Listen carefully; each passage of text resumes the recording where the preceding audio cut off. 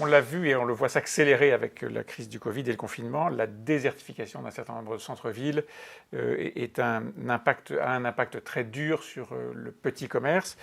Certaines villes ont même choisi d'accentuer le phénomène, confinement, pistes cyclables, thrombose de la circulation, interdiction même de l'accès à certains quartiers aux voitures, aux camionnettes, aux artisans.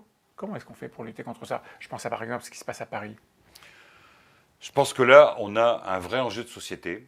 C'est 30 ans de culture, avec de une accélération, transformation, avec une accélération, bon. mais c'est quand même 30 ans continu dans cette direction.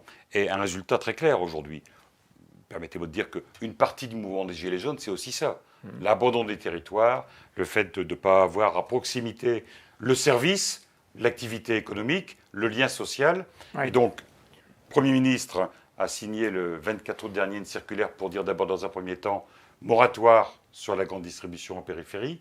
Dans un deuxième temps, nous avons dans le plan de relance les foncières, outils chargés d'acheter. La Caisse des dépôts qui doit acheter des fonds de commerce et des murs. Caisse des dépôts, Banque des territoires, on va associer les conseillers régionaux, les EPCI. Bon, mais une fois qu'on a fait ça, une fois qu'on a évité que les gens partent à l'extérieur des villes, une fois qu'on a essayé de sauver l'existence d'un certain nombre de magasins, il faut que les gens viennent. Et s'ils ne peuvent pas circuler, qu'est-ce qui se passe?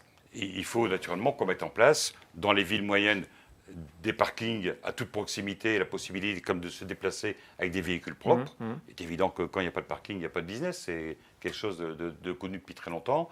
Et il faut naturellement qu'on mette en œuvre tous les moyens possibles pour faire comprendre aux élus éventuellement réticents que l'intérêt même des élus eux-mêmes, c'est d'avoir une ville attirante. Et quand vous dites à monsieur ou madame, tout le monde, allez habiter à tel endroit, qu'est-ce qu'ils regardent? S'il y a des écoles, s'il y a des services, s'il y a de l'activité économique. Et s'il y a un accès. Et s'il y a un accès. Vous en avez parlé avec Anne Hidalgo? Non, pas encore. Même si à Paris, depuis très longtemps, ils ont créé une SEM qui permet justement de pouvoir pour racheter éventuellement des locaux disponibles.